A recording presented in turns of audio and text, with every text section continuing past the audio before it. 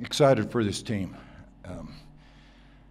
Still to be playing at this point in the season.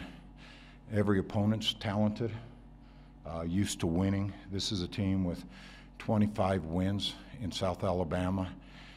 They overcame a 13-point deficit in their previous game, so I knew that it was going to take all 40 minutes tonight. I thought Carla Aravitz played well for 40 minutes. She had the most difficult assignment defensively, and she comes up with 19 points for us offensively. And I thought none was bigger than her driving down the lane, getting the basket, and then getting the and one with it. And she stayed focused the entire game.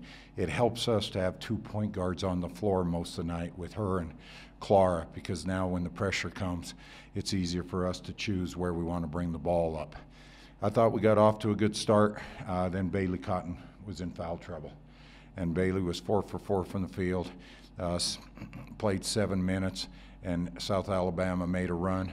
We missed some easy opportunities, and I thought our energy level wasn't at the same as what South Alabama wanted to compete at. And to go in at halftime, we talked about that we were in a good situation, even though we were down, because I knew we had Bailey for the whole second half. And Bailey comes up with 16, 9 rebounds, but just her presence out on the court. And then I thought there was not a bigger shot tonight was Quinn Weideman's. We're up 5 points with less than a minute to go, and Quinn hits a 3, puts you up 8. Now all of a sudden the game's dictated how it's going to play out the last minute of making sure that nobody gets a 3, and we'll exchange layups for free throws for the remainder of the game. Marta stepped up, made her free throws. Quinn stepped up, and we did just enough defensively to get this victory.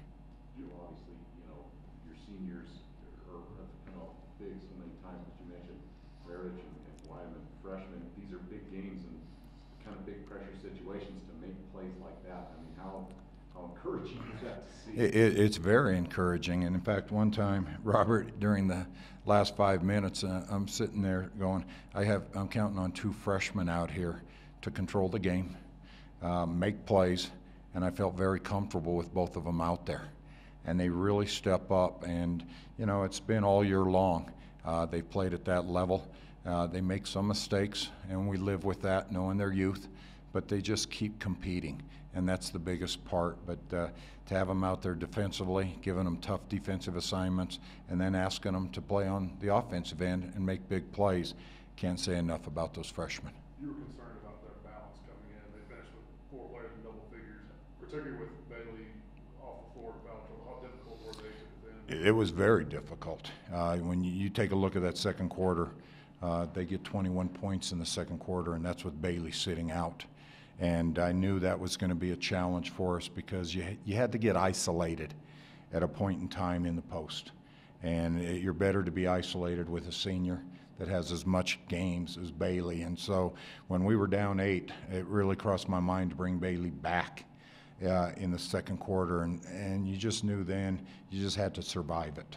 And I thought we were able to do that. And then you saw the results with Bailey on the floor in the second half. Was there anything else, Joe, in that third quarter where you mentioned the energy was better? And obviously having Bailey back, was there anything else that really kind of turned that quarter around? I thought Marta Gomez. I thought early in the game, Marta passed up a couple really good open looks just to try to get her teammates involved. And I know I told the team, we have 18 assists on 26 field goals, but sometimes we're a little too unselfish. I thought Marta was just trying to get everybody involved. Slajana drove the ball to the basket a couple times and tried to make a pass 4 feet from the basket. So, it's something we can live with. But I thought in the third quarter we got Marta going. We ran a couple plays to Marta where she was going to shoot the basketball. And then when she gets going, I think it makes everybody else feel a little more comfortable. Joe, it got to be very physical there early in the fourth quarter. Neither team was scoring much there, but it seemed like Marta and Bailey really took control of this game, kind of willing this team on. I know it's a new year and a different team, but you guys haven't been past the second round of the WNIT in a little while. Yeah, this is a big win for the program. I mean, first of all, to be in the postseason play for 3 consecutive years, it's only been done twice in the history of Wyoming basketball. And we did it back in the late 2000s with WNIT twice in an NCAA game. And so what we talk about is being excited to play here, because I know we wanted to be in the NCAA tournament. But now you're seeing what the WNIT about being in postseason does. It's a great tournament that our fans are excited about, and I can't say enough about our fans today. It was loud. They got into things. They made it exciting, and it's the reason you choose Wyoming, is this fan base is unbelievable. Well, the biggest thing this time of year is it just gets tougher. If you win in advance, the level of play increases, the quality of teams increase, and whoever we get will be a big challenge for us, because they're also in the third round of the WNIT. We'll take tomorrow off because I truly believe in rest for the players. The coaches will all be working, and then we'll get back Tuesday and Wednesday, and then do the best we can on Thursday again. And you know, just ask them to keep trying to make this run happen as long as they can, regardless of who the opponent is. I just know that the level of play steps up.